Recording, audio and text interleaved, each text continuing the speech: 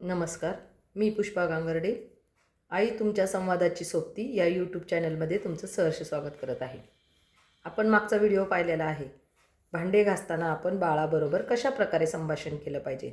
Speech therapy ही आपल्याला बाळाला द्यायची आहे, परंतु ती आपल्याला सर्व कृतीतून शिक्षण द्यायचं आहे. नॉर्मल बाळाला ज्या पद्धतीने भाषा येते, ऐकून येते, त्याच पद्धतीने आपण या बाळांना पण प्रॉब्लेम असणारे बाळं, कर्णबधिर बाळ, बोलता न येणारे, वाचादोष असणारे, स्वमग्न बाळ यासारख्या बाळांना जी मुलं म्हणजे वेळ त्यांच्या ज्यावेळेस बोलायला पाहिजे त्यावेळेस जर बोलत नसतील तर त्या सर्व बाळांना, त्यांना काही कारण असो नसो, त्या सर्व बाळांना आपण या प्रकारे जर रोज त्याच्याबरोबर बोलत राहिलं, कृती करत असताना त्या कृतीविषयी बोलत राहिलं तर त्या बाळाचं भाषा विकास चांगल्या प्रकारे होऊ शकतो. याची प्रत्येक प्रकारचं बाळ माझ्याकडे क्लासला आलेलं आहे आणि आपण हेच प्रकारची थेरपी देऊन ते बाळ आता चांगल्या प्रतीचे बोलत आहे. आपण मागच्या व्हिडिओमध्ये भांडे घासताना बाळाबरोबर कसं संभाषण करावं याविषयी पाहिलेलं आहे.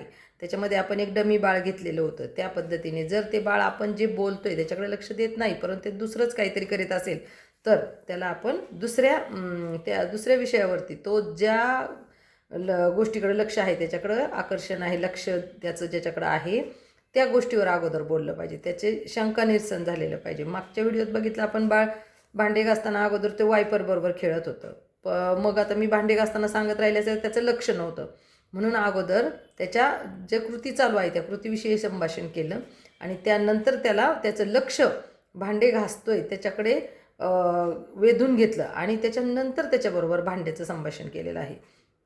बाळाबरोबर प्रत्येक वेळेस कोणती कृती करायची, त्या कृतीच्या वेळेस काय बोलायचं हे सांगितलेलं आहे. परंतु बाळ प्रत्येक वेळेस आपल्याला पाहिजे ते शिकवायच्या वेळेस त्या कंडिशनमध्ये आहे किंवा नाही हे पालकांनी, त्याला शिकवणारे आई असू, पालक कुठले असू, तर त्यांनी लक्षात घेतलं पाहिजे. जर बाळाच्या विरोधात तुम्ही काही करत असाल, बाळाचं लक्ष दुसरीकडे असेल, त्याला दुसरं काही खेळायचं आहे, दुसरं काही करायचं आहे, ते सोडून आपण आत्ता जी कृती करणार आहे ते शिकवणार असाल तर बाळ तुमचं लक्ष देणार नाही आहे. बाळाला त्यावेळेस त्याच्या शंकांचं निरसन किंवा तो जो खेळतोय त्या गोष्टीचं पूर्ण आधी समाधान होऊन त्यानंतरच आपल्याला जे शिकवायचे त्याच्याकडेच घेऊन गेलो तर ते आपल्याबरोबर त्या कृती करेल. त्याला कृतीमध्ये पण सहभागी करून घ्या. ज्या बाळाला आवडत असेल त्या बाळाला, जर तो मध्ये मध्ये करतोय, समजा त्याला भांडी घासू वाटतात, त्याने भांडं उचलले, घासणी दे, मला दे, असं काही मध्ये बोलला तरी पण ते त्याला कृती करायला द्यायची आणि त्या कृतीवर बोलायला लागायचे. ज्या बाळाला इंटरेस्ट नाही, तो शांत बसून ऐकतोय, तर ते त्याला तुम्ही त्या पद्धतीने शिकवा. प्रत्येक वेळेस आपण व्हिडिओ सांगितलाय त्या पद्धतीने शिकवलं पाहिजे असं नाही आहे. जी कृती आपल्याला बाळ अगोदर प्राधान्य देते, ज्या कृतीला, समजा तो बाळ घेतले, ग्लास घेतला, तोच काहीतरी खेळत बसला, तर त्याबरोबर आपण त्याविषयी संभाषण करायचं. आपल्याला सर्व शिकवायचंच आहे, परंतु ते बाळाच्या कलेने घ्यावे लागते. त्याला ज्यावेळेस ज्या गोष्टी करायच्या आहेत त्या गोष्टीविषयीच तुम्ही बोलायला लागायचे आणि अशा प्रकारे जर तुम्ही संभाषण केलं तर बाळाचं पण त्याच्याकडे लक्ष राहतं, तो पण आपलं ऐकतो. नाहीतर सर्वच बाळं काय, ऑटिझमचे बाळं तर अजिबात कसल्याच प्रकारचं आपलं ऐकत नाही. कर्णबधिर बाळांचं पण तसंच आहे, त्यांना ऐकू येत नाही, त्याच्यामुळे माझ्याकडे लक्ष दे, इकडं बघ, यासारख्या सूचना त्यांना लवकर पाळता येत नाहीत. परंतु त्या सूचना आपण देत राहायच्या आहेत त्यांना. मग त्याच्यातून थोडं समजतं, त्याचं लक्ष वेधून घ्यायचं आहे, त्याला हात लावून इकडं बघ, हे बघ, ह्यासारख्या गोष्टी म्हणत राहाव्या लागतात आणि त्यानंतरच ते आपल्याकडे लक्ष आहे हे पाहिल्यानंतर आपण त्याला शिकवायचे. आणि बाळाला अगोदर ते जी कृती करते त्याच्याकडे प्राधान्य दिल्यानंतर ते आपल्याकडं चांगल्या प्रकारे लक्ष देतं. कारण आपल्याला सगळ्याच गोष्टी शिकवायच्या आहेत. तो जे खेळतोय ते पण शिकवायचं आहे.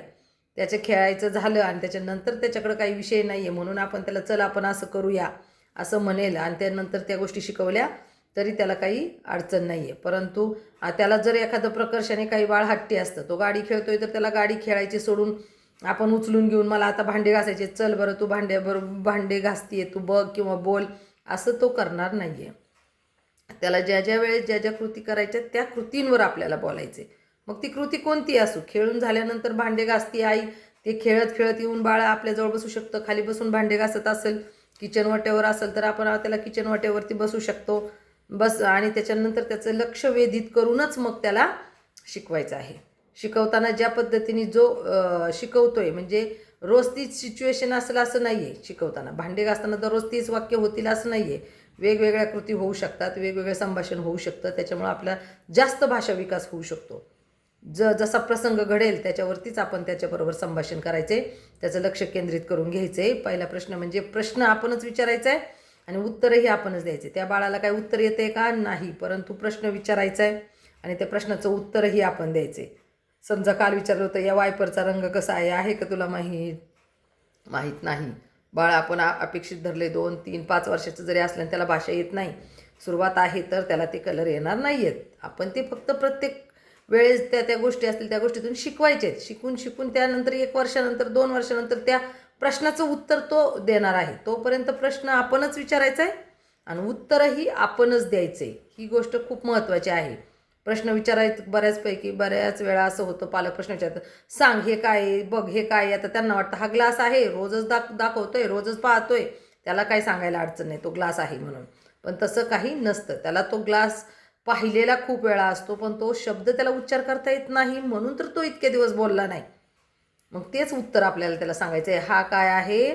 मग त्याला हा प्रश्न विचारायचा, आलं नाही तर त्याला उत्तर सांगायचं, म्हणायला लावायचं, हे बघ याला ग्लास म्हणायचं, हा ग्लास आहे असं पण सांगू शकता. किंवा त्या बाळाला जर ग्लास शब्द वापरता येत असेल तर त्याला ते पूर्ण वाक्यामध्ये बोलायला शिकवायचं. एका शब्दामध्ये उत्तर स्वीकारायचं नाही आहे. पहिली सुरुवात असेल तर आपण मेन म्हणजे एक शब्दामध्ये उत्तर स्वीकारू शकतो.